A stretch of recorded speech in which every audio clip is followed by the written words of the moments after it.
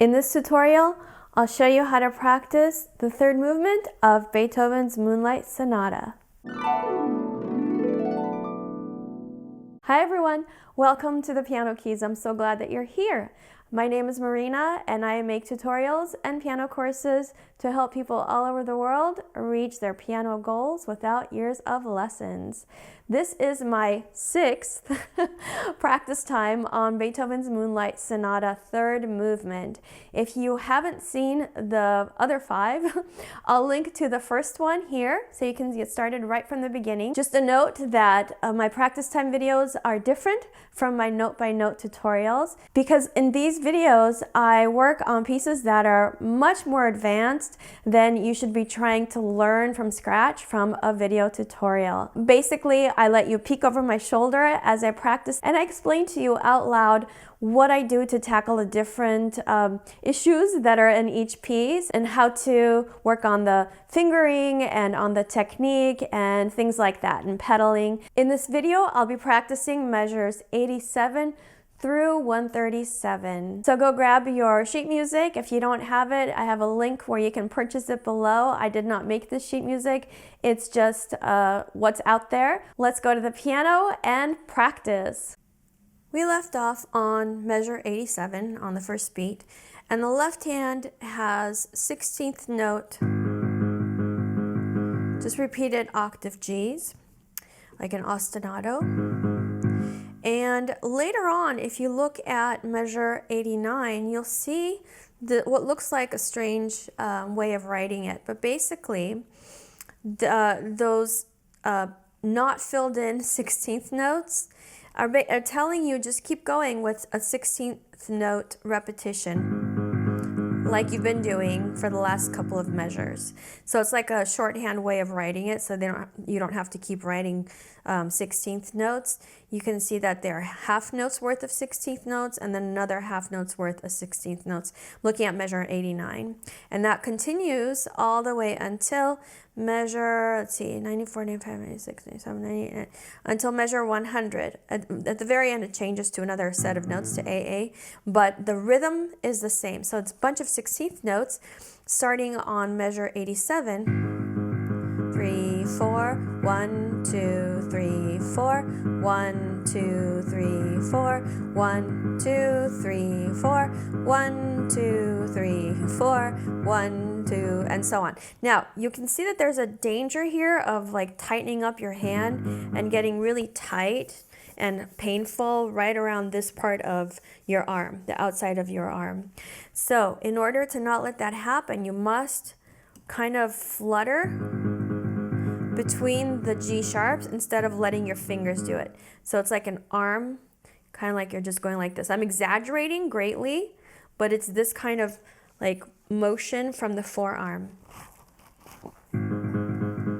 Okay, it's very small, but you don't want to tighten up your hand and just do the fingers. As soon as you start doing that, you're in trouble because now you're gonna build up tension and pain, and then what happens if you tighten up the muscle long enough, it stops moving, right?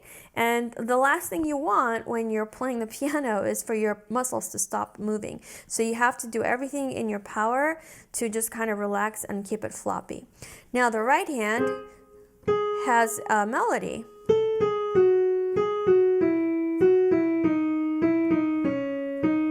And then goes to that. I'm looking at the fingering. On my edition, which is a really good edition, has 4th finger, 3, 5, 3, 5, 3, and I'm going to just keep doing 5, 3, 5, and then now you're ready for this chord. It looks like a really weird fingering, and it looks like it might be painful, but it's really not. And I'm not going to hold it very long. And then from here, I could go to that fingering, and then that thing. So, and then up here, it's basically the same idea, but modified. Oops. So I'm measure 88, measure 91. Now, the melody's on top, which is almost the same thing that we did here, but you can see that the notes are being repeated. Underneath that, we've got chords. Okay, so the way I'm going to do it, I am not going to do this. Do you see how I'm making my fingers do all the work? My fingers stay very close to the keys and my arm just kind of pivots up and down like this. I'll show you in slow motion. My fingers are very close to the keys. I'm never really letting go of the keys in terms of I'm keeping constant contact with the key surface. I'm not staying down into the keys, but I'm not taking my hand off either. So,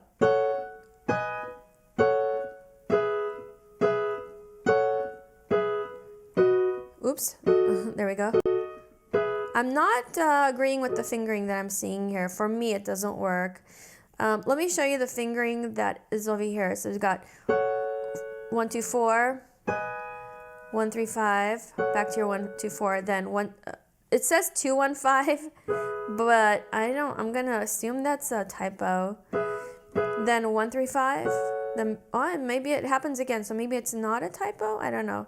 That does not work for me. And then 1, 2, 4, 1, 3, 5, 1, 2, 5. I'm not crazy about that fingering.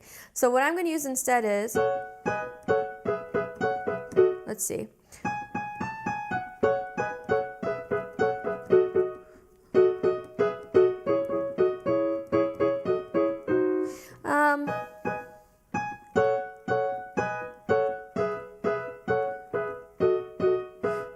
So this fingering feels good to me right now.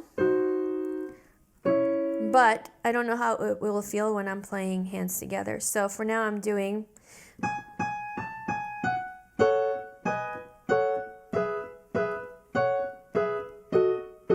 see, it's changing every time that I'm playing it. So until I take the time to write it out, I won't have anything set. And right now, I'm not worried about it. I'll tell you why. For me, this is not a difficult passage. I trust my hand to use whatever fingering it finds in the moment. I might change my mind later, but that's how I'm feeling right now.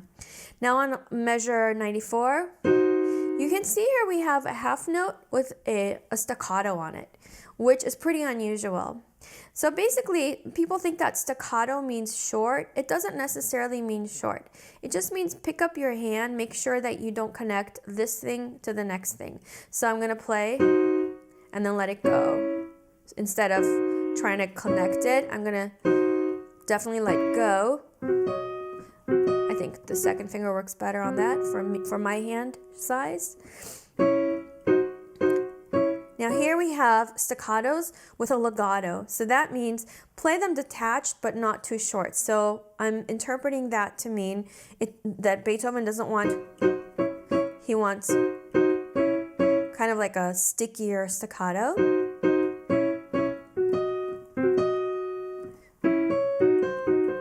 He's still playing around with modifying the melodies.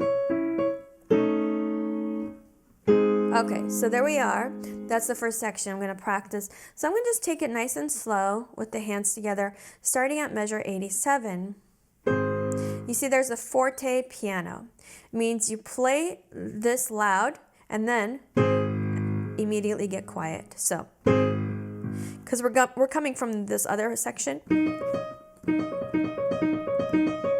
And then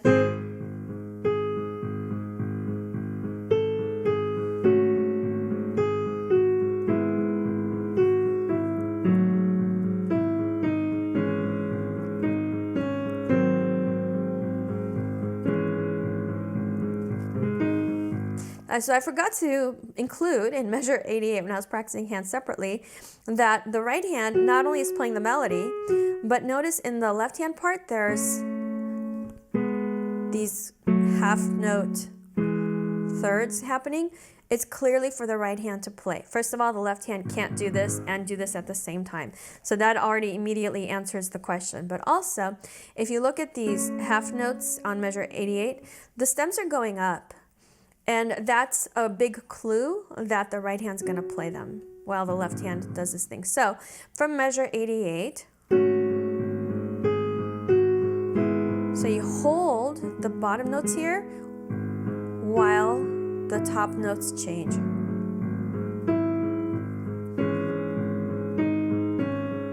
I'm going to do that again.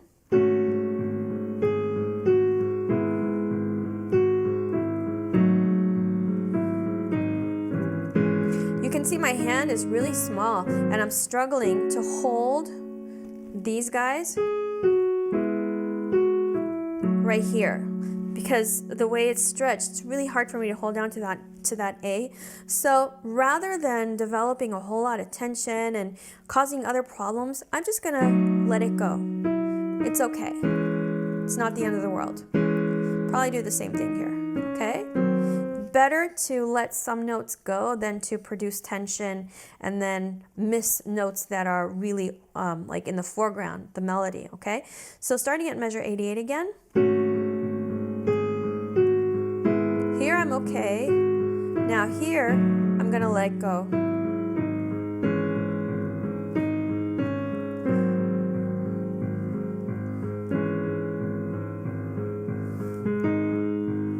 Okay? So that was pretty good. Let's see. What did I want to say?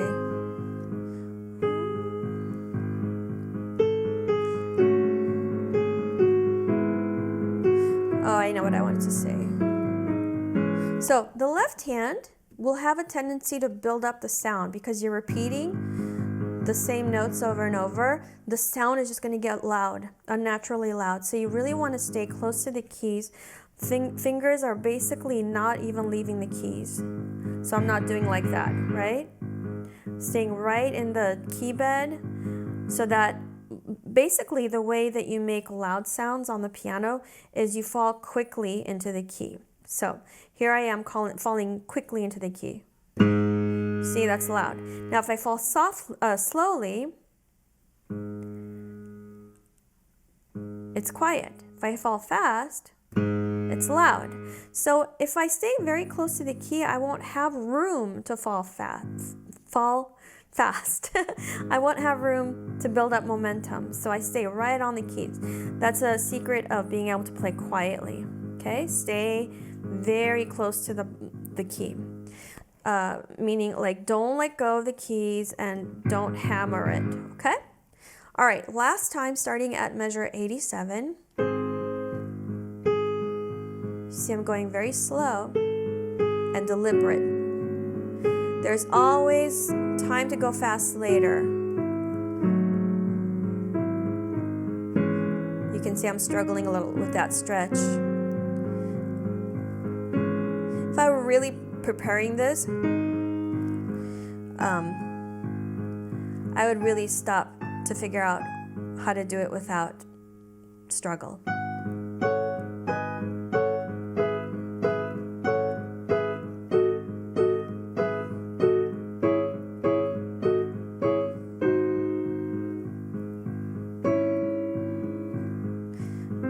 So here, the grace notes are going to come before the beat. What was I saying? Oh yeah, so how do I know how to play these chords so easily? Well, these are basically just, so the first one here is an F sharp minor chord in first inversion. If you haven't seen my series on chords, I'll link to it right here. You can go take a look and learn how to make chords and find chords on the piano. When you understand chords and you teach your hand chord shapes by practicing arpeggios and scales and things like that, then when you come to sections like this, it's a lot easier to learn. I don't have to think about every note at one time. This is an F sharp minor chord. This one is a G sharp minor chord. And then I come back to my F sharp minor, and then I have an E major. These are all in first inversion. Back to my F sharp minor, back to E major. Okay, so what's this one? This one is D sharp diminished. Back to your E major and D sharp diminished. C sharp minor. Back to your D sharp diminished. And then that is, well, the way he's got it spelled, anyway, but so I know these chords, and I don't have to be able to name them as I play them in order to play them. I just see the shape like on the page, and I already know what it is. Okay, this comes through years and years of practicing the basics like arpeggios and scales and exercises, and that's how you can then play pieces much easier, much quicker to learn. Here.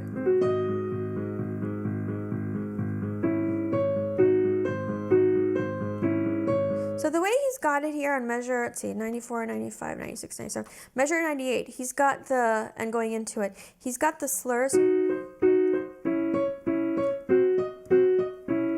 I don't know if we're actually going to do that. Let's see if I'm actually going to do that. Let's see, 1, 2, 3, 4. I actually like that. And now, left hand changes to A. And then here we're preparing for something else to happen. So that's all I'm going to practice on that part for right now. So I'm just getting kind of acquainted with it. Now, I turn the page and I see that this is just like the beginning. Okay, so that means that I already know it, quote, know it, because, you know, I don't really practice this piece on a regular basis. But in theory, I know it until measure 115. Now, measure 116 starts something new. In the left hand, we have Alberti bass. If you've watched any of my Mozart tutorials, Mozart loves an Alberti bass. So it was a way for them to make the sounds last, because I'm using a digital keyboard, but the pianos that we have today were not the same kind of pianos that Mozart and Beethoven had, especially Mozart. So if you played a chord in Mozart's day, it wouldn't last this long. It would, I don't know exactly, but it might even be like that short. So in order to keep the sound going, they had to do this sort of thing, okay? So Alberti bass. Let's see, what finger should I use? Doesn't really matter. I guess I could do fourth finger. So I'm going to do the right hand. This little turn. So that's the note that's going to land with the left hand. So these three have to happen before the beat. Be careful that they don't do this. Okay, so we think we need to do it fast, so no, that's not even pretty, and we don't want that. So what we would need to do, if I put the hands together right there, so what I have to do is pick up the C sharp early, so I have time to play these three grace notes before the big note on measure 117. So let me do it slowly.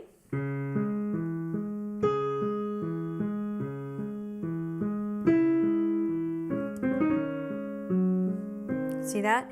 So,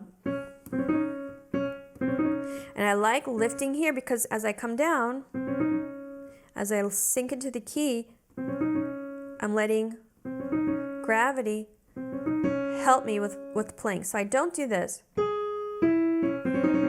I'm not smushing in. Gravity is a huge factor in playing the piano, and that's why using the wrist is super important. It's kind of cold today, so I've got this, but using the wrist is super important in piano. So when I do the exercises in my Become a Piano Superhero course, boy, do we ever focus on that wrist. If you're liking this video so far, click the thumbs up and subscribe. All right, so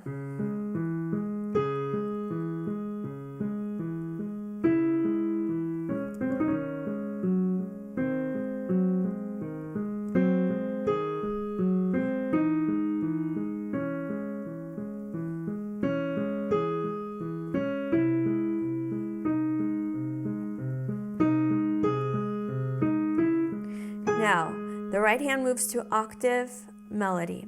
So I'm on measure 120.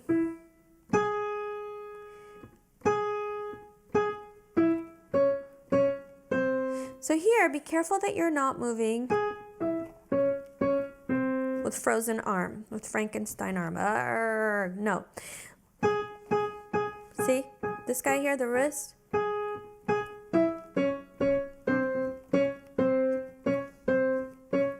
Okay.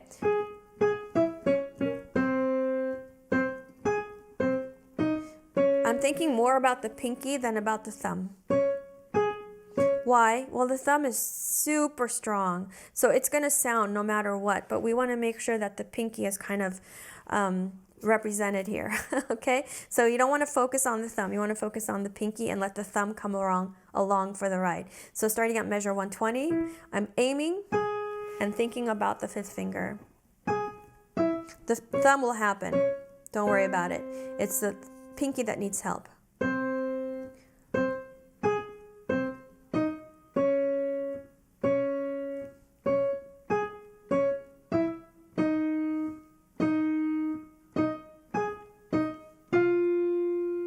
So here, remember in the earlier practice times, we talked about that trill. Boy, it's not easy.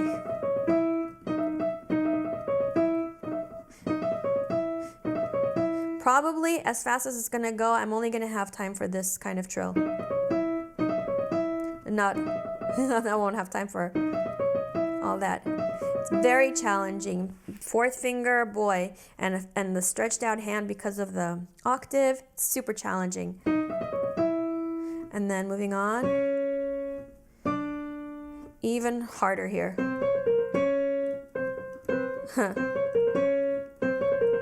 So I start the trill, let's see. Yeah, it has to be. If you have a better fingering, tell me, because I'm thinking this 1 and 4 is it. You know how when you watch a concert of a pianist, they show like the body and, you know, they're swaying and their faces. I really wish they would just show the hands because that's what I'm interested in. I want to see how they handle challenges, but, you know, that's my wish. Okay. And then, so here, this is very similar to what we did earlier in this piece, but now we're in a different key. What fingering did I use before? Well, let's see. That thing. So I did 1, 2, 3, 1, 4. So let's see if that works here. 1, 2, 3, 1, 2. Yeah, 1, 4. So 1, 2, 3, 1, 4.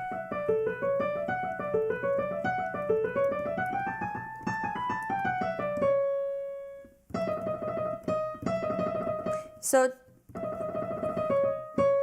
the book is telling me to use 2 and 4, and I like that. 3 and 4 would cause tension, but 2 and 4 sounds good and feels good. That was on measure 131. And then, same thing we just did, but down an octave.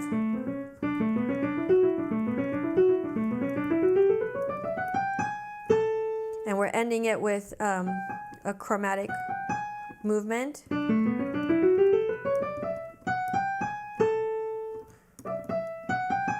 I'm trying to figure out a fingering here.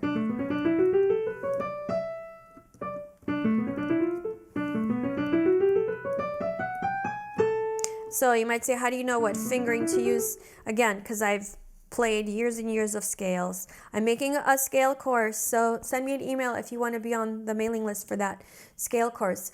Watch the video that I'm linking here about scales and how to practice them so that you actually get some benefit. Most people, basically what they get from their scale practice, a lot of frustration. But scales can be super helpful if practiced correctly. Like they're the number one thing that makes you a better pianist. But again, you have to practice them correctly. And I don't mean playing the right fingering and the right notes. All right, so watch that video, you'll see what I mean. Okay, so that's how I know what fingering to use on this scale. And I'm gonna end it there. So let's take a look at the left hand, starting on measure 116, the Alberti bass.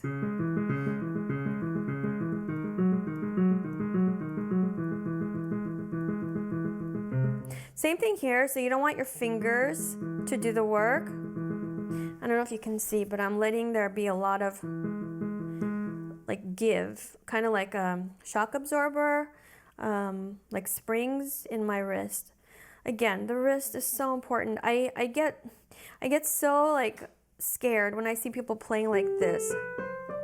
You know, I just know, because eventually they're just not gonna be able to play what they want to play, or at all. So please be careful about your wrist.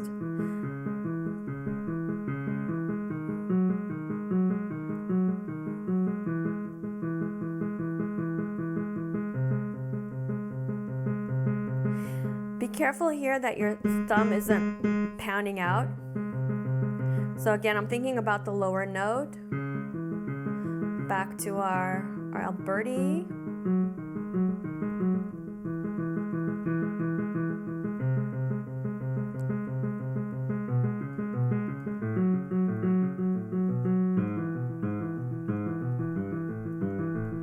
It's pretty. Now here, going from 127 to 128, we've been doing Alberti bass for 100 years, you know, and all of a sudden we have to pick up and move to this guy, and there's not really a smooth way to do it. So what I'm thinking is, as I'm finishing up the last 3 beats of this Alberti bass, I'm thinking of this F sharp that I'm going to go to with my first finger. And then from here, so basically this is a D major chord, but it's in first inversion. So I already know that, and I've practiced chords in inversions. Now I just have to figure out, so this is my fingering, I just have to figure out how to get here from... All right, so what I did, as I was playing, I was thinking of this guy, but I'm also thinking of this one, and then the A on fourth finger. So the D will happen by itself. But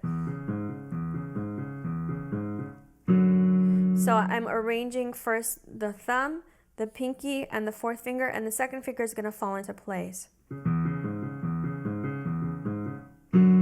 Like that. All right, so going into it from 126.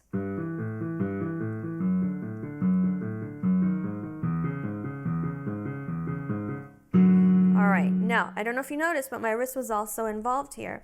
So if I'm going from the 127, watch, I'll do it in slow motion. My wrist goes up, and then my fingers get in position, and then the wrist comes down. Okay? Wrist, wrist, wrist.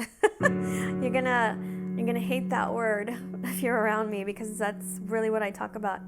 I did a live video last week, and I asked the question, can you walk without bending your knees? And some people said yes, some people said no. The answer is yes, you are physically able to walk without bending your knees. Try it right now. Stand up and walk, don't bend your knees. You can do it. Should you do it? Should you go running like that? Should you make a habit of walking like that? No, why not? Because your body wasn't made to move like that. You're going to cause all kinds of problems. So again, we have our wrist. It's here. Let's use it for playing the piano. Now, nature didn't intend for us to play the piano. That's something we made up. But we have to honor and respect that our bodies are made a certain way. And if we keep not using the wrist, we're going to run into trouble. All right. I hammered on that because that's the number one thing that I see. Even with some experienced pianists, I see no wrist motion. And that's worrying. So, measure 129. Now, let's see, what finger do I want? Yeah, I'm going to do 5, 3, 1. Notice how I'm jumping. I'm not doing this.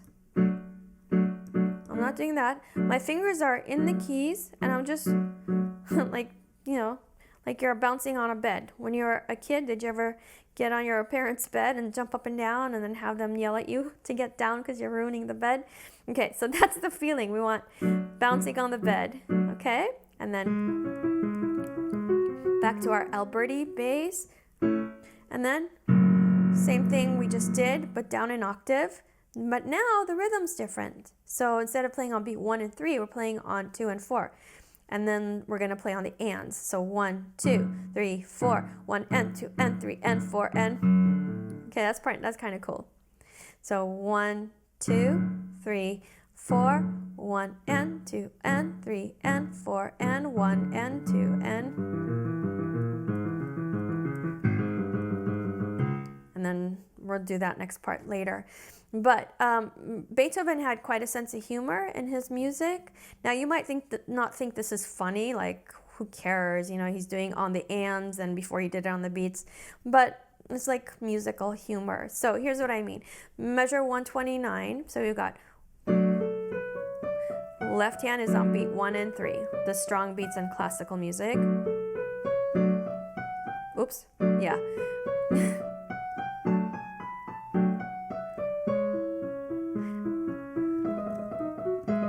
There we go. So let's do that again. I think I can do better.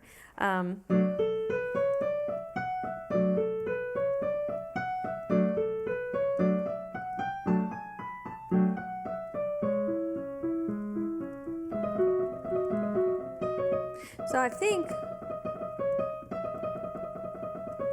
at the very end of the trill, I'm going to do 4, 3, 2, 3.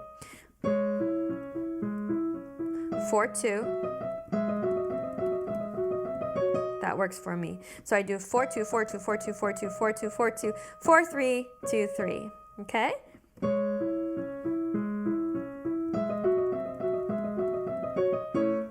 Now I'm down here. Now here's where the joke comes in, where the left hand is playing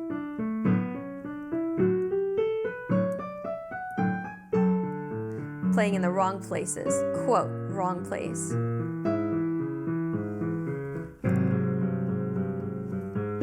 And then what we have later on. All right, so I'm going to put that together, and then that'll be it for today. So let's start at measure 116. Notice I haven't even talked about the pedal because it's premature right now, just getting the hands in place.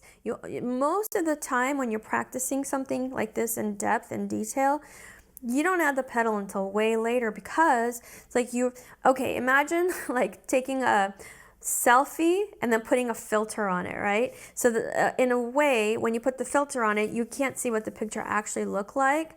So maybe, I don't know, let's say you had a smudge on your cheek, right? You could filter that out and not see it if you use the right kind of filter. And so the picture itself without the filter is not a great picture, because there's a thing on it that you don't want. So when you add the pedal, it's almost like adding a filter sometimes, where you're not actually seeing what you're doing with the hands. So you don't want pedal until later. We don't want to use the pedal as a fix. We want to use it to enhance. So before we can enhance, we have to see what we're working with. That means we have to get the notes. Everything has to be as clean, as well prepared as possible, and then we add that pedal.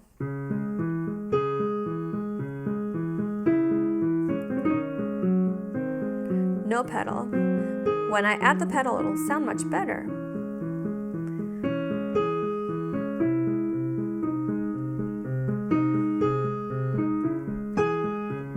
Thinking about the pinky.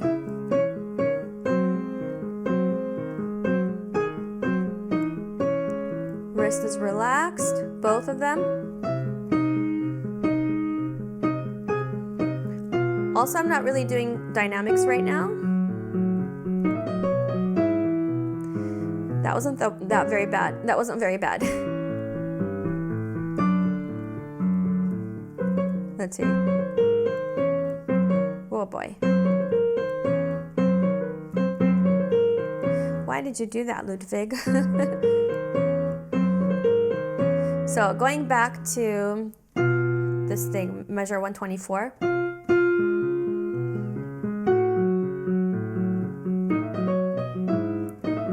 I'm trying to see how it's going to fit with the left hand. That's what I'm going to do. That's going to be my intention, but it won't come out exactly like that when I'm playing it, but that's what I'm going to aim for.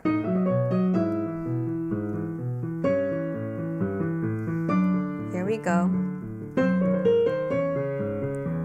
It's acceptable for now. You have to be okay with stages along the way.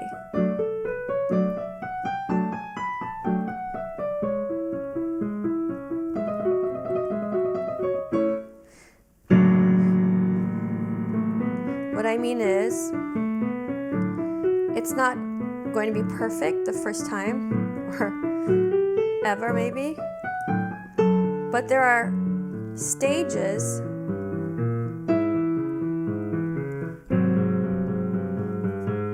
So let's say that you want to get to a certain level on the piece. You're not going to go from 0 to there immediately. We all know this, right? There's going to be incremental changes in between. Sometimes, so if we think of it like a wave, a sine wave. Sometimes you go, or maybe not a sine wave, but just like a wave. So sometimes you go up, sometimes you come down, sometimes you go up, and sometimes you stay level. So there's all these different points along the way from 0 to what you're aiming at. And you have to be okay with everything in the middle, right? You can't say, man, this isn't working. It is working. You know, as long as you're staying relaxed and have your eye on the goal, there's going to be stages that are taking you there, and you have to be accepting of those stages, okay? and know that every practice session is going to yield something. Some practice sessions will yield bigger results. Some will yield no results. Like you'll feel like, well, I didn't accomplish anything really, but you probably did. You just, it's not apparent right now. And sometimes you might even slide backwards in a practice session. Maybe if you forgot about using your technique, you might come back the next day and say, boy, this doesn't feel good. Why is that? Well, it's because when I do this thing, I notice I'm just tightening up here. Okay, well, let me see how much I can relax. All right, but my point is that this is going to be our practice session for today. We didn't get it perfect, not even close. That's okay. No problem. We worked out some details. We saw a big picture. We didn't talk about the pedal. If you ask me, how do I know when to pedal? Pedaling is like its own thing. There's not a one tip or two tips I can give you. So I made a tutorial that's here on YouTube, and that didn't really help some people because they needed more build up to that, I guess. There's a lot of coordination that happens between the hands and the feet. If you're playing this piece, probably you're pretty coordinated. I'm hoping that you are by now. But if you want to check out the pedaling course that I then made, then I talk about not only how to coordinate, but also how to figure out where to use the pedal, when to use the pedal, which pedal to use. So go check it out. I've got some on my website. I've got some free lessons you can watch to see if that's something you want to do. Okay, so learning the piano is so many things. It's like a big puzzle that you're putting together, and people who tell you that they can teach you in 21 days, I have nothing but anger toward those people, because they can't teach you how to play piano in 21 days. They're lying to you. And then when you come to me and I say, look, there's all these things to teach you, then you go, oh, no wonder I couldn't play in 21 days. All right, so that's that for today. I hope you found that helpful. If you did, please click the thumbs up and subscribe to my channel. You can follow me on Facebook, The Piano Keys. I also have a private Facebook group that is just for my students, Piano Practice Tips with the Piano Keys. And if you're learning from my tutorial, you're my student. So hop on over there, answer all the questions, agree to the group rules, and join us. We share lots of tips and videos and encourage one another, and we make friends. It's a lot of fun. On my website, I have so many ways of making you a better pianist, thepianokeys.com. Go take a look around and see what appeals to you. And I'm on Instagram, The Piano Keys TPK. Keep practicing, have fun, and I will see you soon. Bye.